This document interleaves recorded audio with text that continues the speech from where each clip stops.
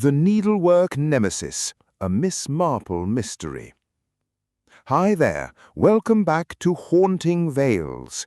Tonight's mystery begins with a simple piece of needlework, delicate stitches, careful patterns, and a craft cherished throughout St. Mary Mead. But when a seemingly innocent embroidery project becomes linked to a shocking crime, Miss Marple realizes that someone has woven more than thread into the fabric. As whispers spread through the village, she notices hidden messages, old rivalries, and clues stitched so carefully that most people would never think to look for them. Because sometimes the most dangerous secrets are hidden in the finest details.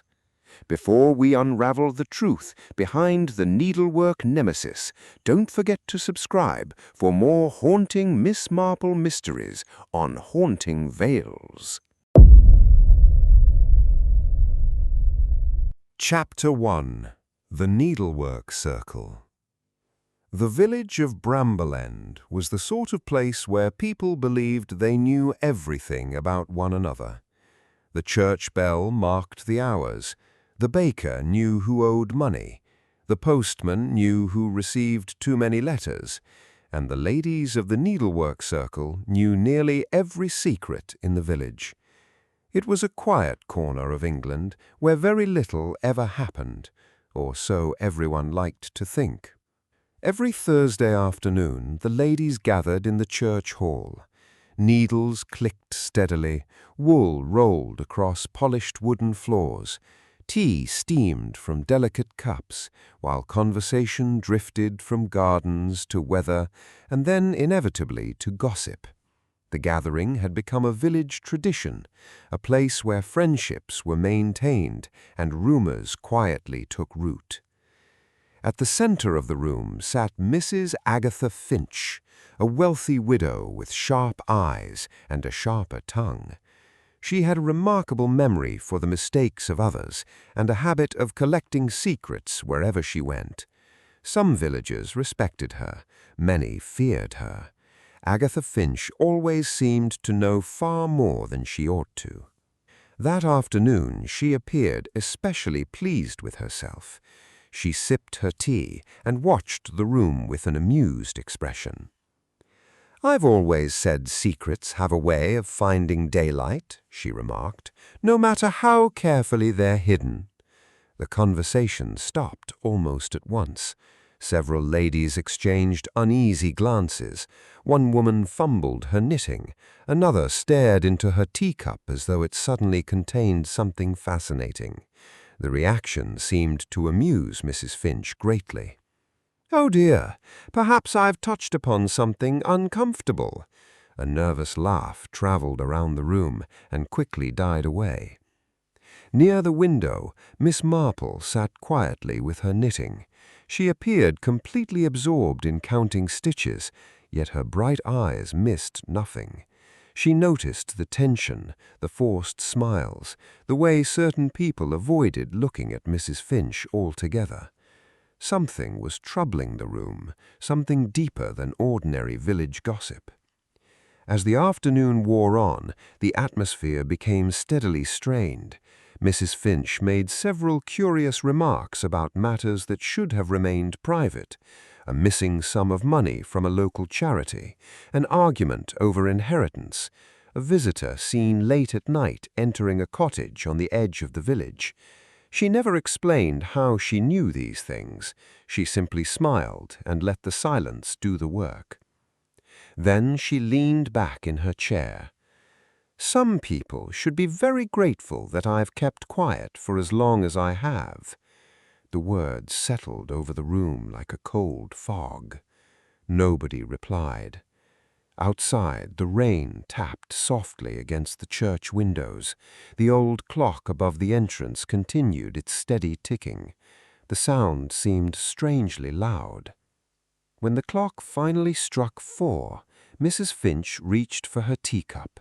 She lifted it halfway, then suddenly froze.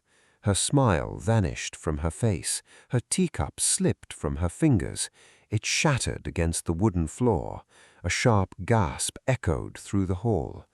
Mrs. Finch clutched at her throat. Her chair rocked violently backwards. Then she collapsed heavily onto the floor. For a second, nobody moved. Then panic erupted. Women screamed. Chairs scraped across the room. Someone rushed to help her, while another ran to telephone the doctor. Tea spilled. Knitting baskets overturned.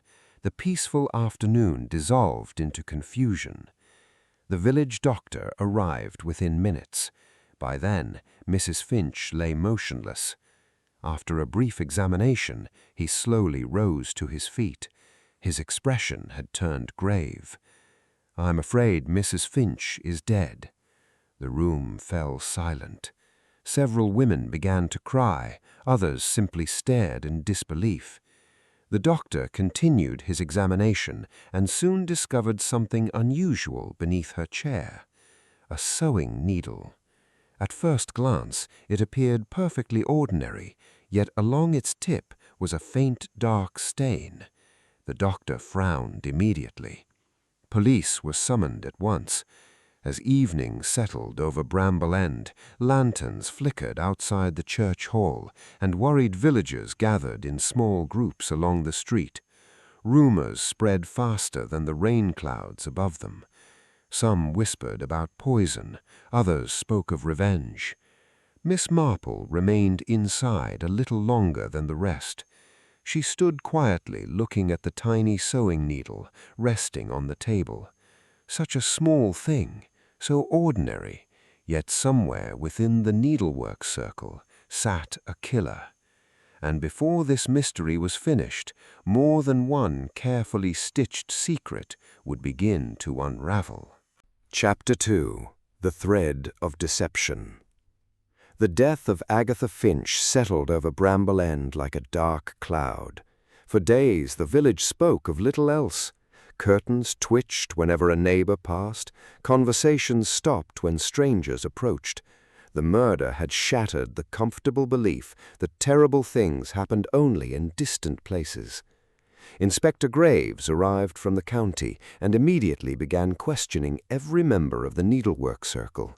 The interviews lasted hours. One by one, the ladies entered the church vestry and emerged looking pale and exhausted. Yet the answers were always the same. Nobody had seen anything unusual. Nobody had noticed a poisoned needle. Nobody could imagine who might have wished Agatha Finch dead. The inspector grew increasingly frustrated. Miss Marple, meanwhile, continued her own quiet observations. She knew from long experience that people rarely revealed their secrets under direct questioning. They revealed them in small, careless moments, during casual conversation, during silence, during the brief flicker of expression that appeared before a smile. As the days passed, she learned a great deal about the late Mrs. Finch. Agatha Finch had not been loved. In fact, she had spent years gathering information about her neighbors. She remembered every mistake, every quarrel, every debt, every foolish decision. She stored these things away and occasionally reminded people that she knew them. Some called it curiosity, others called it cruelty. Then a troubling discovery came to light. Mrs. Finch had recently told several people that she intended to reveal something important at the upcoming harvest supper. She never explained exactly what it was, only that the truth would shock the entire village. The announcement was only 3 days away when she died. That information changed everything. Suddenly, the list of suspects became much longer. One evening, Miss Marple paid a visit to Mrs. Finch's cottage. The police had already searched it, yet she suspected they might have overlooked something. The house felt strangely empty. The ticking of a clock echoed through the sitting room. Dust floated through pale afternoon sunlight. While examining a writing desk, she discovered a small notebook hidden beneath a stack of magazines. Its pages were filled with names, dates, private observations, fragments of village secrets. Some entries appeared harmless, others were deeply troubling. Then Miss Marple found a sentence that immediately caught her attention. "They know I know. If anything happens to me, look at Leonard Pike." Leonard Pike was the village solicitor, a respected man, quiet, reliable, the sort of person nobody ever suspected of wrongdoing. The police moved quickly. A search of his office uncovered forged legal papers and evidence of money that had disappeared years earlier. The discovery shocked the village. Inspector Graves believed the mystery was solved. Leonard Pike was arrested the following morning. Villagers breathed a sigh of relief. Case closed. Or so they thought. But Miss Marple remained uneasy. Something refused to fit. Leonard Pike certainly had reasons to fear Agatha Finch, yet the murder itself felt wrong. Too personal, too carefully planned. The poisoned needle suggested patience, precision, and a quiet hatred built over many years. Late one evening, Miss Marple sat beside her fire, reflecting upon the events in the church hall. Again and again she replayed the moment of Agatha Finch's death. Then, suddenly, she remembered something, a tiny detail, so small that everyone else had overlooked it. Just before collapsing, Agatha Finch had looked directly across the table. Her expression had not been fear, it had been surprise. The kind of surprise a person feels when recognizing someone they know, someone they trusted. Miss Marple slowly put down her knitting. At that moment, she realized Leonard Pike was not the killer. The real murderer was still walking freely through Bramble End, and the harvest supper was now only one night away. Chapter 3. The Nemesis Unmasked. The harvest supper arrived beneath a cold autumn sky.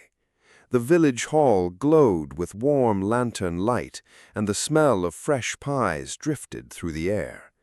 Long tables were crowded with food.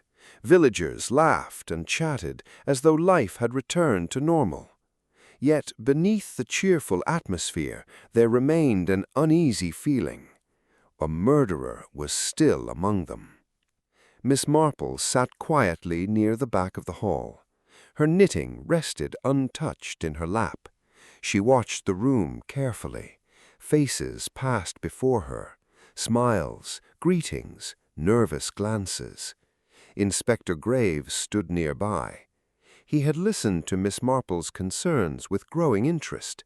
Though he had arrested Leonard Pike, he could not ignore the fact that several important questions remained unanswered. As the evening progressed, Miss Marple finally rose to her feet. The room gradually fell silent.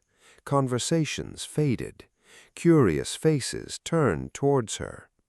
"My dear friends," she began softly, "I believe we've all been looking in the wrong direction." A murmur spread through the hall. Inspector Graves stepped forward. Miss Marple continued. "Leonard Pike committed serious crimes, of that there can be little doubt, but he did not murder Agatha Finch."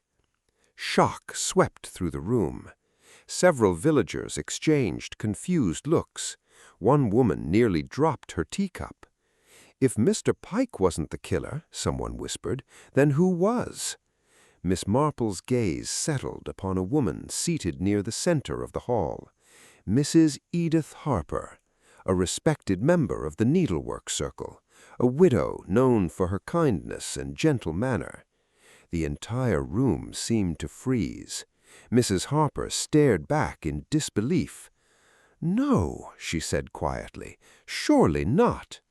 Miss Marple's voice remained calm. "Many years ago, your husband owned a successful business. Then rumors began to spread throughout the village. Private information found its way into the wrong hands. Contracts were lost. Friendships disappeared. Eventually, his business collapsed." The color slowly drained from Mrs. Harper's face. Those rumors originated with Agatha Finch, Miss Marple continued. Whether she intended the damage or not hardly matters now. Your husband never recovered from the humiliation, and neither did you. The hall was silent enough to hear the wind rattling the windows. Miss Marple explained how Mrs. Harper had spent years hiding her resentment. She attended every meeting, shared every cup of tea, smiled through every conversation. Then she learned that Agatha Finch planned to reveal another collection of secrets during the harvest supper.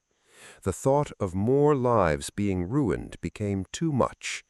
The decision was made. A sewing needle coated with poison was hidden among her work materials. During the meeting, Mrs. Harper created a brief distraction.